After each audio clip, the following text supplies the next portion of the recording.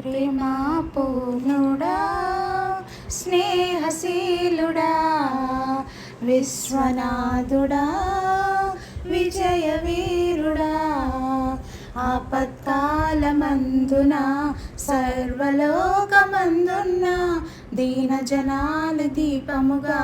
వెలుగుచున్నవాడా ఆరాధింతు నిన్నే